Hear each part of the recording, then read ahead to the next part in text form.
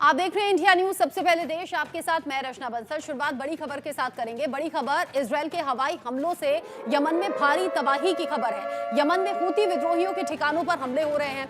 बंदरगाह समेत कई हिस्से ऐसे हैं जिन्हें कि निशाना बनाया गया है। इस वक्त का ताजा अपडेट आप जानिए। इजरायल के हवाई हमले में यमन में देखी गई है भारी तबाही। यहाँ हूती विद्रोहियों के खात्मे के लिए इजरायल इससे पहले भी कार्रवाई कर चुका है और अभी का ताजा अपडेट ये बंदरगाह समेत कई ऐसे ठिकाने हैं जहां भारी तबाही की खबर है। यमन में हूती विद्रोहियों के ठिकानों को निशाना बनाया गया है और यहां एक के बाद एक हमले इजरायल की तरफ से हुए हैं। इजरायल के हवाई हमलों से यमन में एक के बाद एक धमाकों की खबर। हूती विद्रोहियों के ठिकाने नस्ते-नाबूद करने के लिए हमला हुआ है। बंदरगाह समेत कई ऐसे हिस्से हैं जिन्हें निशाना बनाया गया है। इजरायल जो कि लगातार चेतावनी भी दे रहा है, कार्रवाई भी कर रहा है, ईरान और ईरान के प्रॉक्सी देशों को निशाने पर लिए हुए है।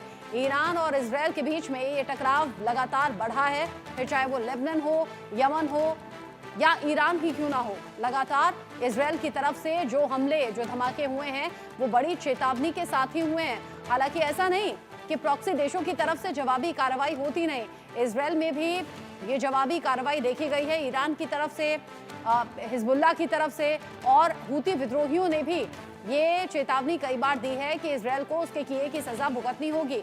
लेकिन यहाँ विद्रोह की जो आवाज उठती है, इजरायल उसे दबाना भी जानता है, खत्म करना भी जानता है और इसीलिए इन चेतावनियों के बावजूद, प्रॉक्सी देशों से मिलने वाले चैलेंज के बावजूद इजरायल ने हवाई हमला किया है। हूती विद्रोहियों के ठिकाने पर बोला है ये हमला।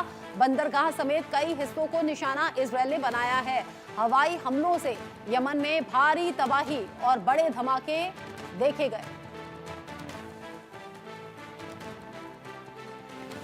इजरायल की तरफ से साफ कर दिया गया है कि अपने विद्रोहियों को खत्म करना एक बड़ा उद्देश्य है और ये हमने गाजा में भी देखा, जहां बड़ी संख्या में नरसंहार हुआ। जिस तरीके से हमले हुए, बुजुर्ग, बच्चे, महिलाएं, किसी को बख्शा नहीं गया।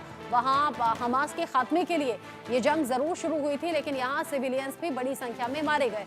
और अब गाजा के बाद में ये जो टकराव है ये ईरान से सीधे सीधे, और ईरान ने जब प्रॉक्सी देशों का सहारा लिया तो उन प्रॉक्सी देशों को भी इसका भुगतान करना पड़ा है।